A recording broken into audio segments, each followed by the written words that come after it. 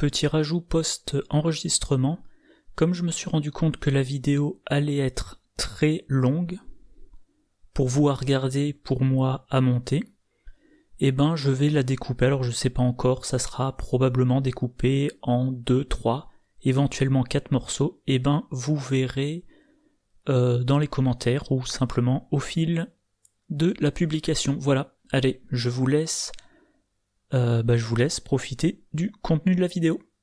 Jeu suivant, Nimozoar, la 2e édition. Alors, c'est un jeu de type Wargame. Le principe, c'est qu'on incarne le capitaine Nemo. Je vais quand même vous montrer le plateau. Au début de la partie, on pioche une motivation. Alors, il y a 4 motivations dans le jeu de base, il y en a plusieurs dans les extensions, donc là, c'est ce qu'on voit ici.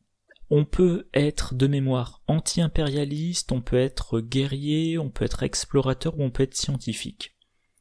Ça se voit peut-être pas trop, mais ce tableau-là, ça vous indique votre façon de marquer des scores. Par exemple, si vous êtes anti-impérialiste, vous allez vouloir couler des navires civils.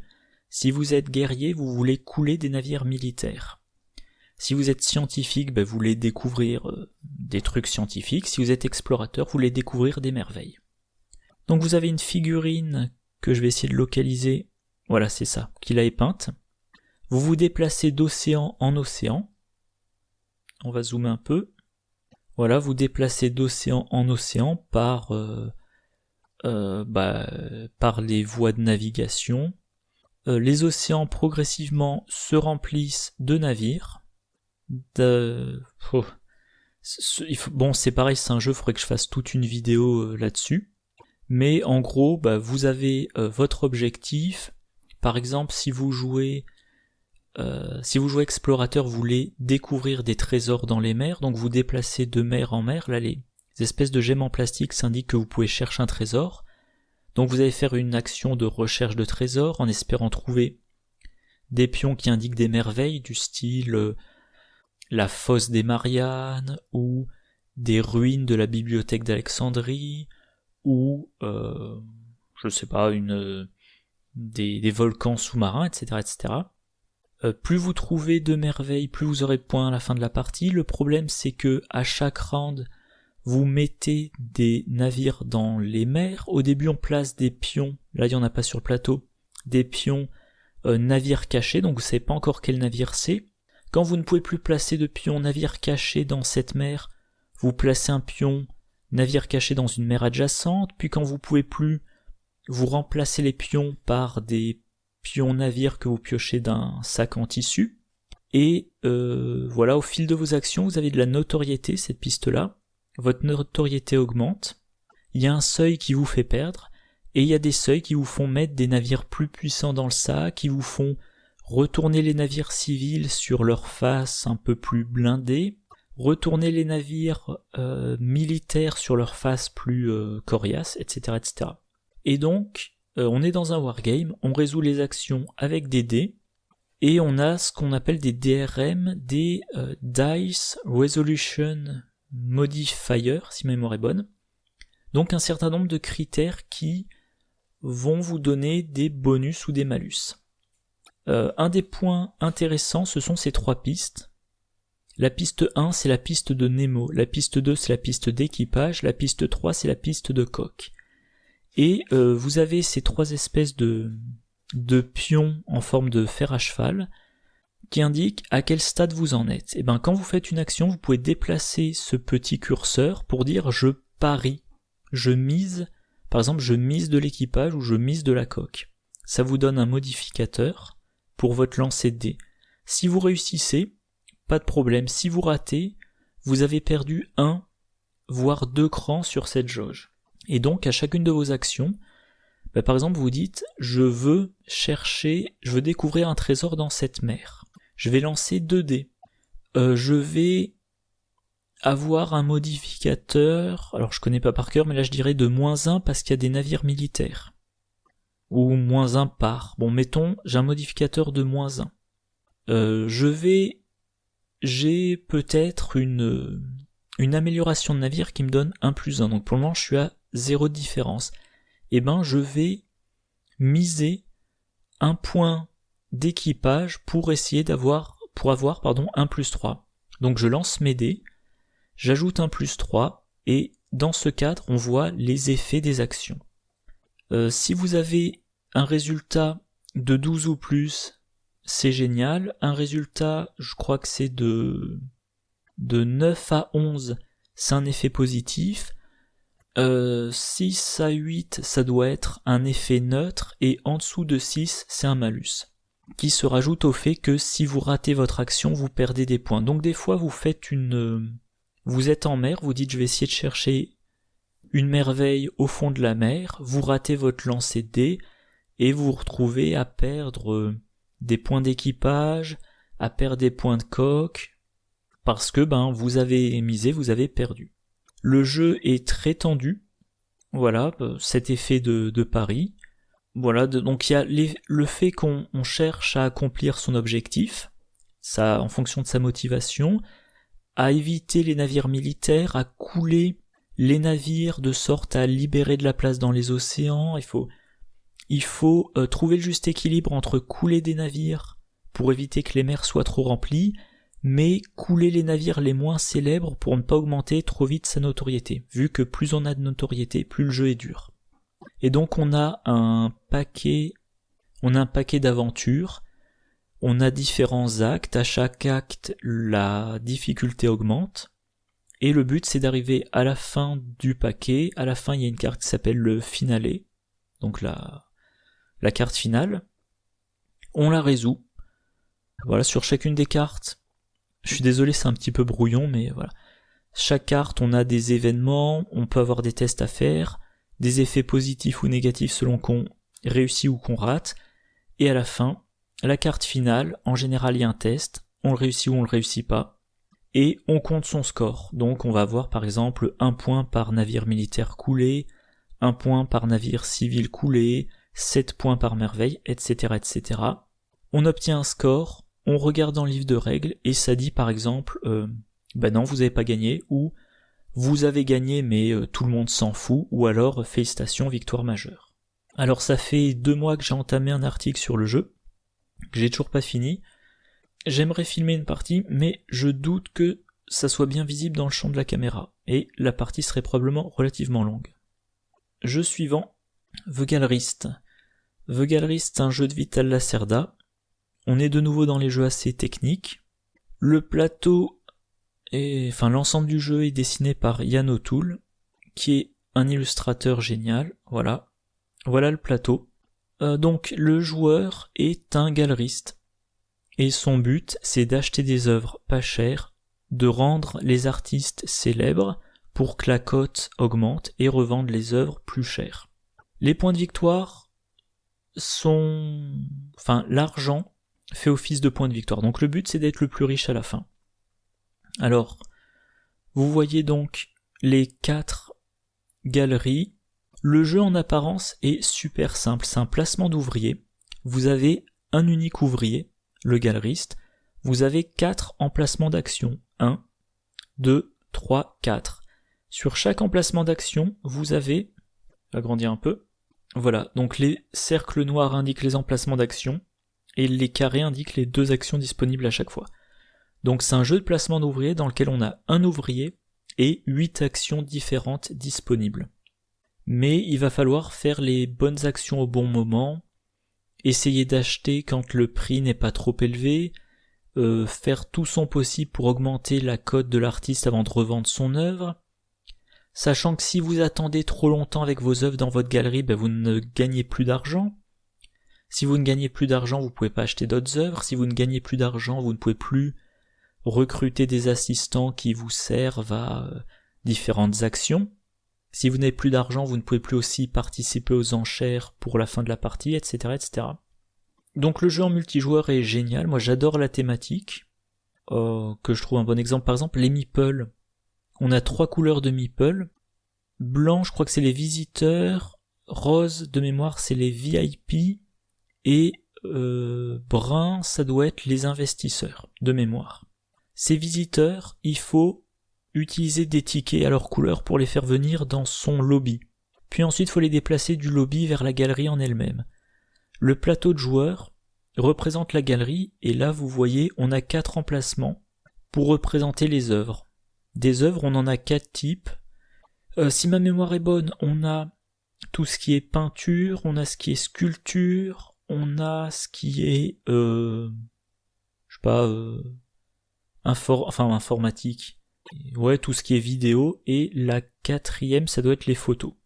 On a, c'est indiqué là. Donc là, par exemple, on a les 2 artistes qui, dans cette partie, font des photos, les 2 artistes qui font des sculptures, les 2 artistes qui font des peintures, et les 2 artistes qui font de l'art, on va dire, numérique. Donc, qu'est-ce qu'il y a à dire de plus ? Vous faites venir des visiteurs, des investisseurs ou des VIP dans votre galerie. Quand vous faites certaines actions, syndiquez là, vous gagnez de la célébrité, popularité, influence. Voilà, ça, influence. Quand vous avez des meeples roses ou blancs dans votre galerie, s'ils sont blancs et bruns, vous gagnez des sous. Là, on a une piste d'influence, donc quand on gagne de l'influence, on déplace son pion. Cette influence, on peut la convertir pour...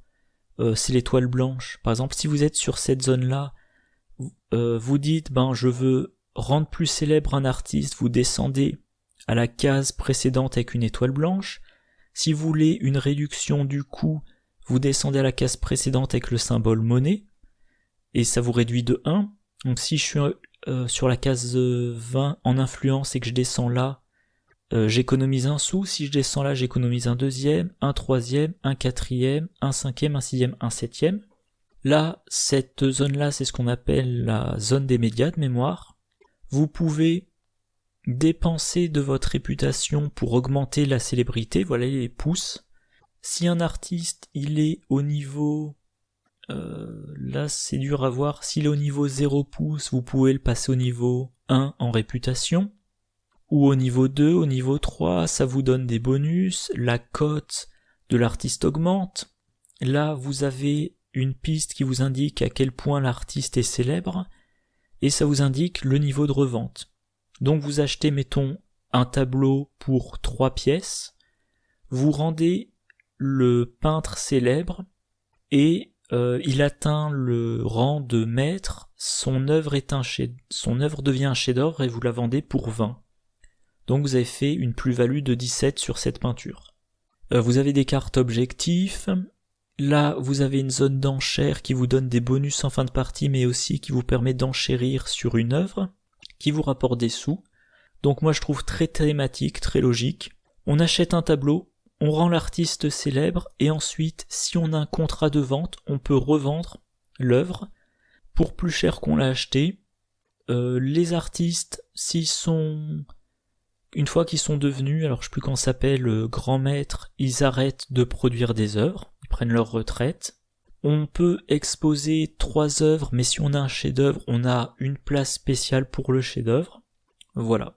Alors, en solo, concrètement, ce qui se passe, c'est qu'on est dans un solo de type bot, c'est-à-dire qu'on place un pion qui représente le joueur fictif, et à chaque tour, le pion se déplace en sens horaire pour faire l'action suivante. Le pion se déplace en sens horaire et ne fait pas d'action, sauf quand il arrive sur la zone des enchères.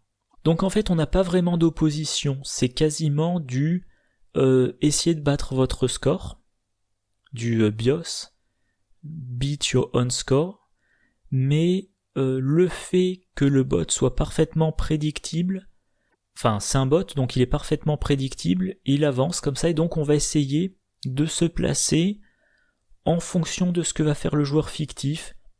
Voilà. C'est pas le mode solo le plus performant qui soit, mais c'est quand même un excellent jeu. En multijoueur, c'est un excellent jeu. En solo, c'est rapide, c'est sympathique. Le jeu suivant, Vendredi de Friedman Freeze. C'est un jeu de deck building uniquement en solo. Un grand classique. Le principe, c'est vous incarner Vendredi, qui essaie d'aider Robinson Crusoe à survivre sur son île déserte. Donc, allez, une image pour démontrer. Comme tous les jeux de deck building, au début, vous commencez avec un deck qui est pourri. Vous avez des cartes, voilà, ces cartes-là, qui représente le fait que Robinson Crusoe, il est pas très malin, il a faim, il est fatigué. Donc vous avez des valeurs de force qui sont assez faibles. Dans le jeu, vous allez devoir passer 3 saisons. Voilà, saison verte, jaune, rouge, difficulté croissante. Donc, à chaque tour, vous piochez les 2 cartes du dessus, vous les comparez. Il y en a une qui est plus dure que l'autre. Voilà. Les cartes, elles ressemblent à ça. Si vous êtes dans la saison verte, cette carte-là a une difficulté de 0. Puis pendant la deuxième période, difficulté de 1, difficulté de 3. Vous avez un chiffre là qui vous indique combien de cartes vous avez gratuitement. Donc vous choisissez de combattre ce péril. Donc là en français ça doit donner prendre le radeau pour aller sur le lieu du naufrage, un truc comme ça. Vous avez le droit à une carte gratuite, donc vous piochez la carte du dessus de votre deck, vous la mettez à gauche. Et vous comparez la force totale, là c'est un -1, avec ce qui est demandé. Vous devez arriver à 0, vous êtes à -1, c'est pas suffisant, donc il va falloir piocher plus. Vous dépensez des vies, ce sont ces espèces d'épis de maïs verts. Vous dépensez une vie pour piocher une carte, c'est un 0, c'est toujours pas suffisant. Vous dépensez une deuxième vie pour piocher notre carte. -1 plus 0 plus 1, ça fait 0, ça suffit. Vous avez vaincu le péril. Cette carte-là, vous la prenez et vous la retournez pour que ça devienne l'eau de la carte. C'est une nouvelle carte dans votre deck. Elle a une force de 0, celle-ci, et un effet. Voilà, vous prenez une carte, vous la mettez sous votre pioche. Et donc à chaque tour, vous choisissez un des 2 périls et vous allez essayer de le vaincre. Si vous y arrivez, vous intégrez la carte à votre deck. Si vous ratez, qu'est-ce qui se passe? On regarde combien vous ratez. Par exemple, si vous ne piochez pas les 2 cartes de droite, vous êtes à -1 par rapport à 0, vous ratez de 1. Donc vous perdez un point de vie. Et vous voyez en haut à droite, il y a un certain nombre d'épis de maïs. Comme vous avez perdu un point de vie, vous avez le droit de retirer de votre deck une carte qui a un épi de maïs en haut à droite. Donc cette carte qui a une force de -1, vous pouvez la retirer de votre deck, vous avez amélioré votre deck. Alors, vous avez amélioré votre deck en retirant une mauvaise carte, mais vous n'avez pas intégré une bonne carte. Et donc, tour après tour, il va falloir choisir qu'est-ce qui est le plus important, gagner une bonne carte ou retirer une mauvaise carte. Une fois que vous avez fini toute la pile de périls de la période verte, vous faites la période jaune. Il y a moins de périls vu que certaines cartes jusqu'à la moitié sont maintenant dans votre deck, puis ensuite la période rouge. Et à la fin, vous devez affronter des cartes pirates. C'est un peu le même principe, il y a une valeur à atteindre, un certain nombre de cartes gratuites et des fois un effet. Voilà, vous commencez avec 20 points de vie, mais il y a un petit truc, c'est que quand vous n'avez plus de cartes dans votre deck, vous prenez une carte du paquet, je crois que ça s'appelle faiblesse ou vieillissement. Ce sont des cartes qui ont toutes des effets négatifs, du style valoir -2, ou vous dire que vous n'avez plus le droit à des cartes gratuites, ou je sais pas, vous dire que vous avez perdu un point de vie, ou vous dire que la carte de meilleure valeur maintenant elle vaut 0. Donc vous essayez d'épurer votre deck pour n'avoir plus que des bonnes cartes, mais chaque fois que vous finissez votre deck, vous y rajoutez une carte qui a un effet très négatif. Et ces cartes-là, elles coûtent 2 vies, elles coûtent 2 à s'en débarrasser, donc il faut échouer de 2 pour avoir le droit de les virer. Et voilà, vous gagnez la partie si vous vainquez les 2 équipages de pirates. Il y a 3 niveaux de difficulté, et le premier est déjà bien assez dur. Mais voilà, un petit jeu de deck building solo, que j'adore, en général, une fois de temps en temps, je sais pas, mettons une fois tous les 6 mois, je le sors, je fais une partie, je perds, deuxième partie, je perds, etc. Et il va me falloir attendre ma, je sais pas, 5e ou 6e partie pour avoir une victoire. Alors, l'inconvénient pour moi du jeu, c'est le format des cartes. Il n'y a aucun protège-carte qui ne correspond. Donc quand on prend le format le plus proche, on a, je sais pas, 1 cm de vide dans le protège-carte en largeur. Jeu suivant, alors ça c'est un jeu récent, vous voyez, 2020. J'ai participé au Kickstarter, je l'ai reçu ce mois-ci. Ouais, c'est ça, il y a à peu près 2 semaines. Alors quel est le principe? Jeu de deck building, 1 à 6 joueurs, tiens, selon les joueurs, l'idéal c'est en solo. Allez, comme d'habitude, le plateau. Celui-là, je compte faire une vidéo dessus, mais j'ai pas envie de le faire dans l'immédiat, ça attendra probablement 1 ou 2 mois. Ah non, c'est pas une image du plateau. Voilà, le plateau. Quel est le principe ? Vous commencez la partie, vous choisissez un dinosaure que vous incarnez. Vous prenez son paquet de cartes, vous choisissez quel dinosaure vous affrontez. Vous avez ça, c'est votre plateau de joueur, ça c'est le plateau général. Vous avez, donc c'est un jeu de deck building, vous allez avoir des points de chasse et des points d'évolution. Les points de chasse vous permettent d'affronter les dinosaures qui sont dans le, je crois que ça s'appelle le terrain de chasse, et qui sortent du deck de méchants. Vous avez ici votre deck. Donc vous allez piocher des cartes qui ont, alors le jeu est uniquement en anglais, vous allez piocher des cartes œufs, des cartes carcasses de proie, carcasses de titan et hatchling, en français ça doit donner, je sais pas, nouveau-né, un truc comme ça. Donc vous jouez vos cartes, vos points de chasse vous permettent de vaincre des dinosaures ennemis. J'aurais dû préparer les images, et évidemment maintenant, voilà. Vous arrivez à vaincre des dinosaures ennemis, vous les mettez dans votre horde, donc j'allais dire le garde-manger en gros, hein. Vous les mettez là. Si vous avez des points d'évolution, vous pouvez acheter des cartes évolution. Les carcasses vous donnent des points d'évolution. Certaines cartes de combattants, vous les mettez dans votre zone d'embuscade. Mais ça vous donne des cartes alertes qui vont dans votre défausse. Quand vous jouez un œuf, il y a un effet hatch. Donc hatch, je sais pas, éclosion. Enfin non, pas éclosion, couvage. Vous prenez vous piochez, vous révélez la carte du dessus de votre deck Apex. Le deck Apex, en fait, sont toutes les améliorations.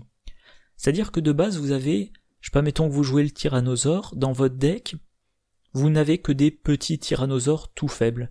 Et ben, dans le deck Apex, vous avez les gros tyrannosaures adultes, puissants, celui qui fait énormément de dégâts, celui qui crie très fort et appelle tous ses congénères, etc., etc.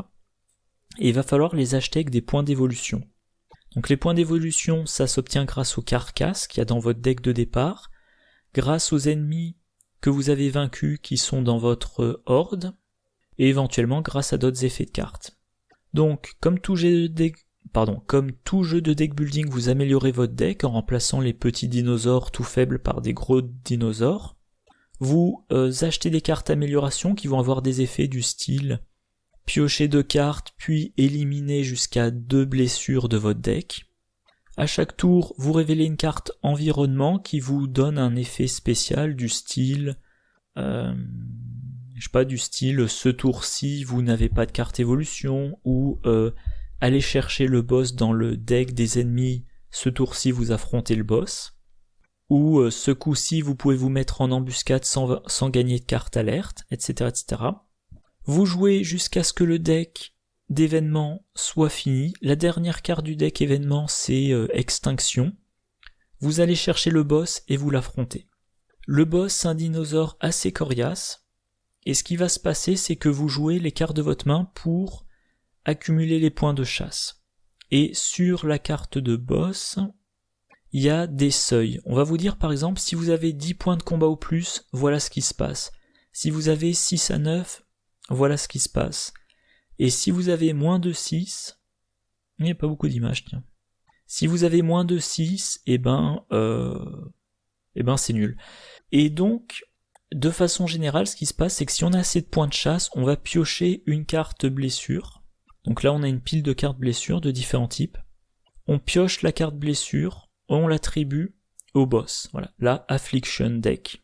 Donc il y a des cartes blessures du genre Flesh Wound, Broken Bone, Virus, et je sais plus, je crois qu'il y en a une autre. Donc vous attribuez une carte blessure au boss si vous avez assez bien réussi, et à chaque fois il y a un effet, soit la bataille continue, soit la bataille s'arrête.